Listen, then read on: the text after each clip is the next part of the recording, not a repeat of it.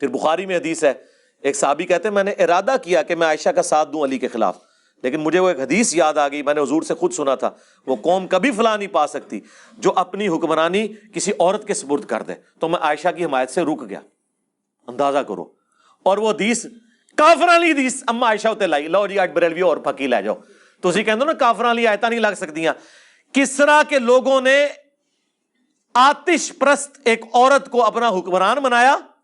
اور حضور نے فرمایا اس پہ ورڈکٹ دی کہ یہ قوم ہدایت نہیں پا سکتی،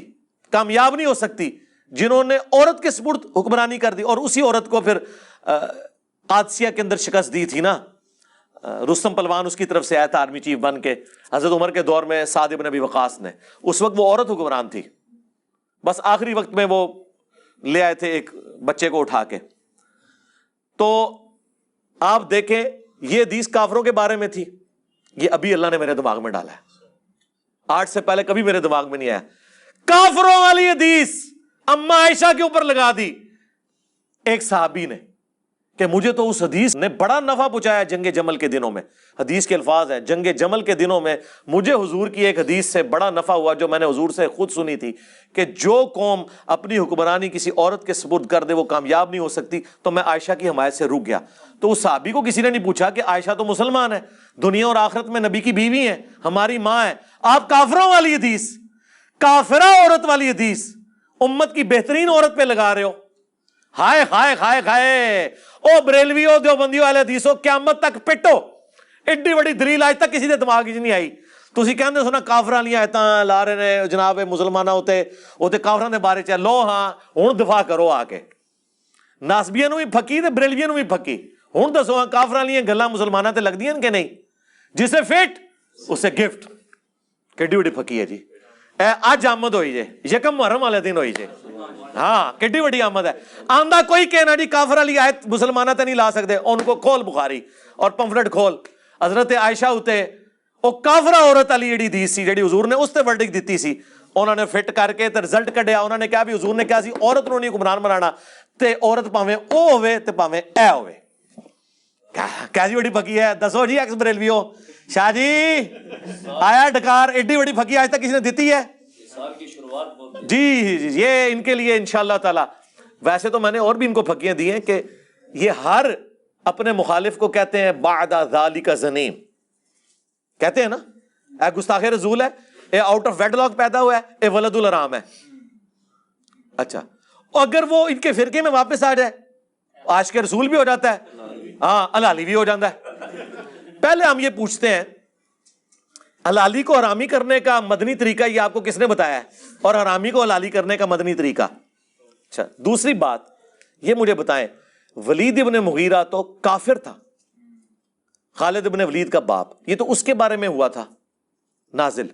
آپ کافروں والی آیتیں مسلمان گستاخوں کے اوپر کیوں لگاتے ہیں؟ تو یہ کیا کہیں گے کہ چونکہ گستاخی میں دونوں کامن ہیں ہم فٹ کریں گے، تو جناب شرک میں چاہے بتوں کے بارے میں ہو چاہے مرے ہوئے بابوں کے بارے میں جو اپنی زندگی میں اپنا پیشاب نہیں روک سکتے تھے، ان کو اگر تم مشکل کشا مانو گے ہم وہ ساری آیات ادھر بھی فٹ کریں گے۔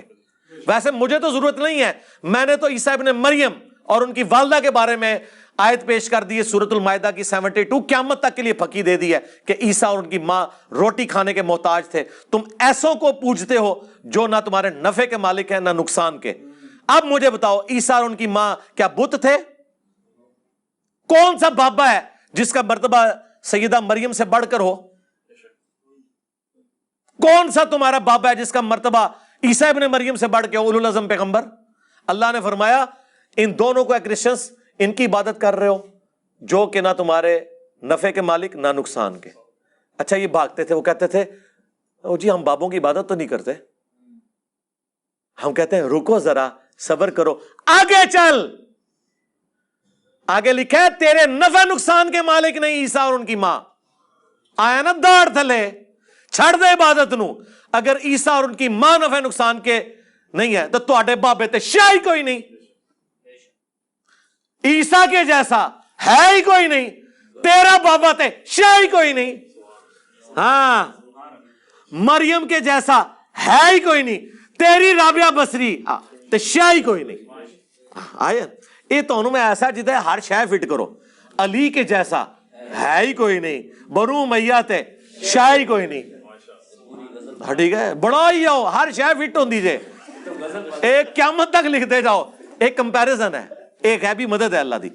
تے اے میں تمہیں دس رہا کہ اے جی کافروں دے بارے ٹرو اگے، تواڈے دلائل سارے مک گئے۔